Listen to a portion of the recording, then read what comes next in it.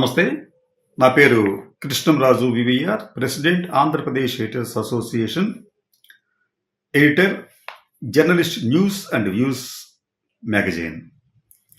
విశాఖ ఉక్కు ఆంధ్రుల హక్కు అనే నినాదంతో దాదాపు 32 మంది ప్రాణత్యాగం ఫలితంగా ఏర్పడింది ఆ స్టీల్ ప్లాంట్. అటువంటి స్టీల్ ప్లాంట్ దాదాపు 18,000 మందికి నేరుగాను, 22,000 మందికి పరోక్షంగాను ఉపాధి కల్పించింది. విశాఖ నగరానికి ఒక అంతర్జాతీయ గుర్తింపును కూడా ఈ స్టీల్ ప్లాంట్ తీసుకువచ్చింది. ఈ స్టీల్ ప్లాంట్ కారణంగా రాష్ట్రానికి అలాగే కేంద్రానికి కూడా దాదాపు 12,000 కోట్ల రూపాయలకు పైగా పన్నుల రూపంలో ఆదాయం కూడా లభించింది. ఇటువంటి కామధేనువు లాంటి స్టీల్ ప్లాంట్ ఇప్పుడు మూసివేత దిశగా వేగంగా అడుగులు వేస్తోంది. ఈ స్టీల్ ప్లాంట్లోని 3 ఫర్నేసుల్లో ఇప్పటికే 2 ఫర్నేసులు, అంటే ఒక దాని పేరు అన్నపూర్ణ, మరో దాని పేరు కృష్ణ, ఈ 2 బ్లాస్ట్ ఫర్నేసులను ఆపివేశారు. ఇప్పుడు ప్రస్తుతం ఒకే ఒక ఫర్నేస్తో అతి తక్కువ ఉత్పత్తితో ఈ స్టీల్ ప్లాంట్ రన్ అవుతోంది. ఇదొకటే కాకుండా అనేక నెలలుగా ఈ స్టీల్ ప్లాంట్లో పనిచేస్తున్న తాత్కాలిక ఉద్యోగులకు జీతాలు ఇవ్వటం లేదు. దాదాపు 2 నెలలుగా పర్మనెంట్ ఉద్యోగులకు కూడా జీతాలు ఇవ్వలేకపోతున్నారు, పిఎఫ్లు కట్టలేకపోతున్నారు. సంక్షేమ, అంటే ఈ ఫ్యాక్టరీ పరంగా కార్మికులకు లభించాల్సిన ఈ సంక్షేమ కార్యక్రమాల్లో కూడా కోతలు పెట్టారు.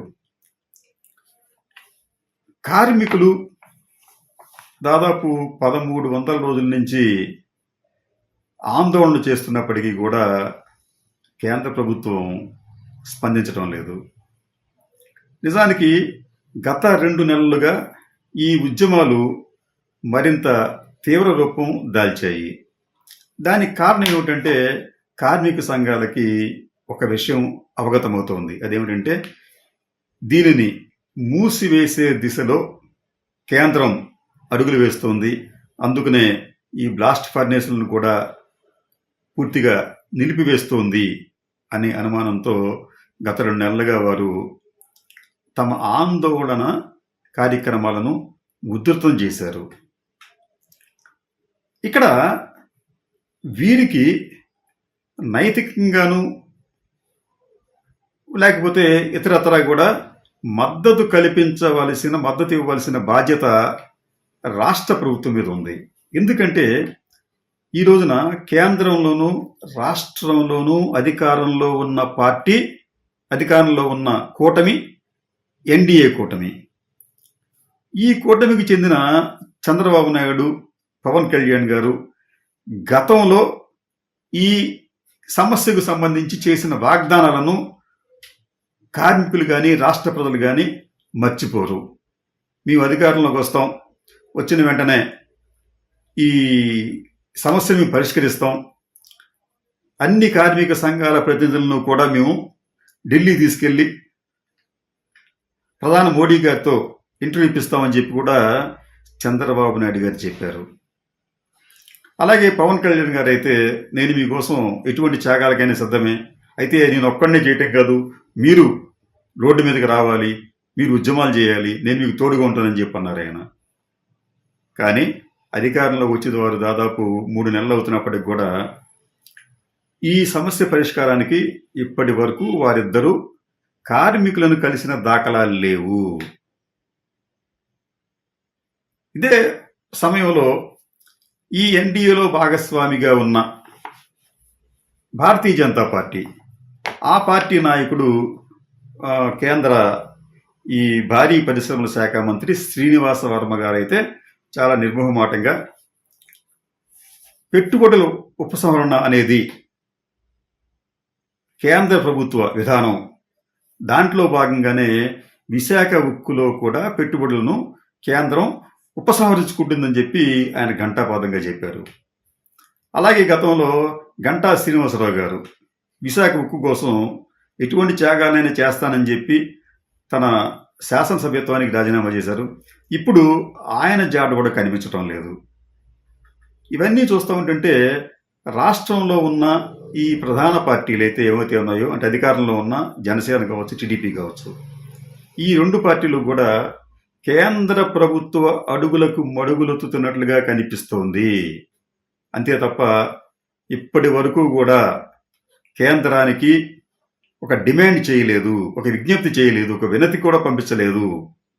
ఈ ప్లాంట్ను మీరు మూసివేయద్దు అని. దీంతో కేంద్రానికి కూడా ఒక మార్గం సుగమం అయినట్లుగా కనిపిస్తోంది. ఎందుకంటే రాష్ట్రంలో ఒత్తిడి లేకపోతే కేంద్రానికి కూడా చాలా ఈజీగా దాన్ని అమ్మేందుకు ఆస్కారం ఏర్పడుతుంది. కానీ గతంలో జగన్మోహన్ రెడ్డి ముఖ్యమంత్రిగా ఉన్నప్పుడు ఈ స్టీల్ ప్లాంట్ను ప్రైవేట్ పరం చేసే విషయంలో కేంద్రం ఒక్క అడుగు కూడా ముందుకు వేయలేకపోయింది. దానికి కారణం జగన్మోహన్ రెడ్డి కూడా ఈ స్టీల్ ప్లాంట్ను కాపాడేందుకు ఆయన చిత్తశుద్ధితో నిజాయితీగా వ్యవహరించారు. ముఖ్యమంత్రిగా తనకున్న పలుకుబడిని కూడా కేంద్రం వద్ద ఉపయోగించారు. 2021లోనే ఆయన కేంద్రానికి 4 పేజీల లేఖ రాస్తూ ఈ ప్లాంట్ ఆవశ్యకతను చాలా స్పష్టంగా వివరిస్తూ దీనిని ఎటువంటి పరిస్థితుల్లో కూడా అమ్మివేయవద్దు అని చెప్పి ఆయన ధైర్యంగా లేఖ రాశారు. అంటే లేఖ రాయడం ధైర్యం అంటే ధైర్యమే. ఇటువంటి లేఖనే ఈ రోజున టీడీపీ, జనసేన ఈ నాయకులు ఎందుకు రాయలేకపోతున్నారు అంటే మోడీ గారు, అమిత్ షా గారు అంటే వారికి ఏదో ఆబ్లిగేషన్స్, భయాలు ఉంటాయి. కానీ జగన్మోహన్ రెడ్డి అటువంటి భయాలకు తావు లేకుండా నిర్మోహమాటంగా తన అభిప్రాయాన్ని కేంద్రానికి చెప్పడమే కాకుండా గత ఎన్నికల సమయంలో ఆయన విశాఖపట్నంలో ఒక పెద్ద బహిరంగ సభలో మాట్లాడుతూ ఒక విషయం చాలా స్పష్టంగా చెప్పారు. ఒకవేళ జగన్ అనే నేను అధికారంలోకి రాకపోతే ఈ స్టీల్ ప్లాంట్ను తెలుగుదేశం పార్టీ బీజేపీతో కుమ్మక్కయ్యి కారు చౌకగా ప్రైవేటు సంస్థలకు అమ్మేస్తోంది, దీన్ని కాపాడటం ఎవరికీ సాధ్యం కాదు అని కూడా ఆయన చెప్పాడు. ఆయన చెప్పింది ఇప్పుడు నిజమేమో అన్న భావన కూడా కలుగుతోంది. కార్మికుల్లో కూడా నేను ఈ రోజున కొంతమంది విశాఖపట్నం కార్మికులతో మాట్లాడినప్పుడు వారు కూడా జనసేన, తెలుగుదేశం పార్టీ, బీజేపీ కూటమి పట్ల పూర్తిగా తమకు అనుమానాలు ఉన్నాయని, త్వరలోనే ఈ ప్లాంట్ని ప్రైవేట్ పరం చేస్తారని చెప్పి వాళ్ళు భయపడుతున్నారు. అదే సమయంలో జగన్మోహన్ రెడ్డి ఉంటే ఇలా జరిగి ఉండేది కాదు అని కూడా వారు అంటున్నారు. అంటే ఈ కూటమి ప్రభుత్వం చేస్తున్న విద్రోహం పట్ల కార్మికులకు అనుమానాలు, అపోహలు కలగడమే కాదు, అనుమానాలు, అపోహలు పెరిగే విధంగా కూడా ఉన్నాయి.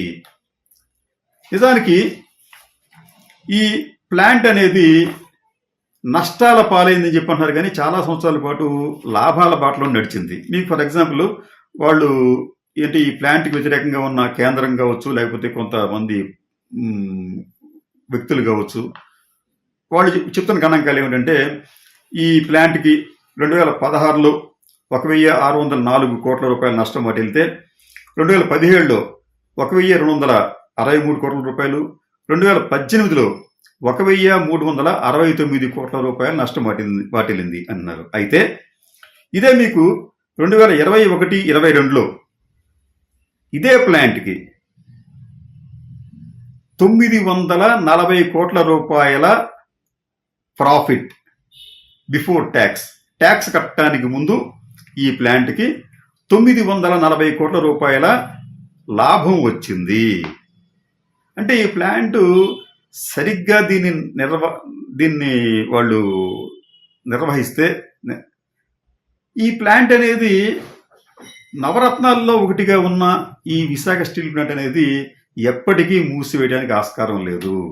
కానీ కొంతమంది ఉద్దేశపూర్వకంగా దీన్ని నష్టాల ఊబిలోకి నెట్టారని చెప్పి కూడా ఆరోపణలు ఉన్నాయి. ఎందుకంటే మొదట ఈ స్టీల్ ప్లాంట్ కెపాసిటీ 3 మిలియన్ టన్నుల ఉక్కును తయారు చేయటం దీని సామర్థ్యం. అయితే దీనికి సొంతగా ఇనుప గనులు కానీ బొగ్గు గనులు కానీ లేవు. బొగ్గును ఇనుమును కూడా బయట ప్రైవేట్ సంస్థల నుంచి లేకపోతే ఇతర రాష్ట్రాల నుంచి ఎక్కువ ధరకు కొనుగోలు చేయాల్సి వస్తుంది. ట్రాన్స్పోర్ట్ కూడా ఎక్కువ అవుతుంది. ఫలితంగా ఉక్కు ఉత్పత్తి వ్యయం పెరుగుతోంది. ఇది అందరికీ తెలిసిన విషయమే. అయితే అనాలోచితంగా దీనిని ఇది 3 మిలియన్ టన్నుల నుంచి దాదాపు 7 మిలియన్ టన్నులకు దీనిని ఉత్పత్తి సామర్థ్యాన్ని పెంచారు. అక్కడి నుంచే ఈ నష్టాలు అనేవి ఎక్కువగా నమోదవుతూ వచ్చాయి. మీకు రా మెటీరియల్ అనేది అందుబాటులో లేదు, ఎక్కువ రేట్లో ఉన్నప్పుడు ఈ ఉత్పత్తి సామర్థ్యాన్ని పెంచడం అనేది సరైన నిర్ణయం కాదు. ఈ ఉత్పత్తి సామర్థ్యాన్ని పెంచడానికి చేసిన రుణాలు కూడా స్టీల్ ప్లాంట్కి పెద్ద భారంగా మారాయి. ఫలితంగా ఆ స్టీల్ ప్లాంట్ అనేది ఈ రోజున నష్టాలతో పాటు అప్పుల ఊబిలో కూడా కూరుకుపోయింది. కాబట్టి దీనిని సాకుగా చూపించి కేంద్ర ప్రభుత్వం ఈ స్టీల్ ప్లాంట్ను ప్రైవేట్ సంస్థలకు విక్రయించే ప్రయత్నం చేయబోతోంది. అయితే ప్రైవేట్ సంస్థలు విక్రయించడం వల్ల లాభం వస్తుందా అంటే ప్రైవేట్ సంస్థలకు మాత్రమే లాభం ఉంటుంది తప్ప కార్మికులకు కానీ లేకపోతే ఆ ఫ్యాక్టరీకి కానీ ఎటువంటి ప్రయోజనం చేకూరదు. ఫర్ ఎగ్జాంపుల్ మీకు ఒడిస్సాలో ఈ మధ్యన దాదాపు ఒక స్టీల్ ప్లాంట్ ఉంటే గవర్నమెంట్ది, దానిని సుమారుగా 12,500 కోట్ల రూపాయలకు విక్రయించారు. ఆ స్టీల్ ప్లాంట్ కింద దాదాపు 2,500 కోట్ల రూపాయలు 2,500 ఎకరాల భూములు ఉన్నాయి. ఈ ప్రైవేటేషన్ ఇప్పుడు ఏమిటంటే ఎవరు వచ్చి దీన్ని కొనుక్కున్నప్పటికీ కూడా దీని కింద ఎంత భూమి ఉందో వాళ్ళు చూస్తారు. భూమి కూడా ఎక్కువగా ఉంటే వాళ్ళు ముందుకు వస్తారు. అలాగే మీకు విశాఖపట్నంకి వచ్చేటప్పటికి దాదాపు 20,000 ఎకరాల భూమి దీనికి ఉంది. ఒక అంచనా ప్రకారం ఏంటంటే ఈ ప్లాంట్ పరిధిలో 11,000 ఎకరాలు, టౌన్షిప్ పరిధిలో 500 ఎకరాలు, రిజర్వాయర్ పరిధిలో 500 ఎకరాలు, ఇది కాకుండా దాదాపు 7,000 ఎకరాలు అన్యూజ్డ్గా ఉంది. ఇప్పుడు ఇంత పెద్ద ఎత్తున ల్యాండ్ బ్యాంక్ ఉంది కాబట్టి అనేక ప్రైవేట్ సంస్థలు ఈ విశాఖ స్టీల్ ప్లాంట్ మీద గద్దల్లాగా వాలి దానిని స్వాహా చేయడానికి ప్రయత్నిస్తాయి. సహజమే అది. అయితే దీనికి వారు చెల్లించేది ఎంత ఉంటుందంటే ఎటువంటి ప్రయత్నాలు చేసినప్పుడు కూడా 35 నుంచి 40,000 కోట్ల రూపాయలకు మించదు. కానీ ఈ స్టీల్ ప్లాంట్కు ఉన్న 7,000 ఎకరాల భూమిని, అంటే ఇప్పుడు ఈ రోజున అక్కడ ఎకరం భూమి సుమారుగా 2 కోట్ల రూపాయలు ఉంది ఎకరం భూమి విలువ. అంటే 2 కోట్లు ఇంటూ 7,000 ఎకరాలు ఎన్ని వేల కోట్లు వస్తుందో చూడండి. దీనిని వాళ్ళు హస్తగతం చేసుకునే ప్రయత్నాన్ని చేస్తారు. కేంద్రం కూడా దీన్ని వదిలించుకోవడానికి ఈ భూములను ఎరగా చూపిస్తుంది. అయితే ఇక్కడే జగన్మోహన్ రెడ్డి గారు గతంలో ఒక ప్రపోజ్ చేశారు. దీనికి నష్టాలు ఉన్నాయి, అప్పులు ఉన్నాయి. కాబట్టి ఈ 7,000 ఎకరాల భూముల్ని మనం విక్రయించగలిగితే అప్పులు తీరిపోతాయి, ప్లస్ దీని ప్లాంట్ నడపడానికి అవసరమైన వర్కింగ్ క్యాపిటల్ కూడా మనకు లభిస్తుంది, మనం ఎక్కడా కూడా అప్పులు చేయక్కర్లేదని చెప్పి ఆయన ప్రపోజ్ చేస్తే దానిని కొంతమంది చాలా తీవ్రంగా తప్పుపట్టారు. కానీ ఈరోజు ఏం జరుగుతుంది అక్కడ?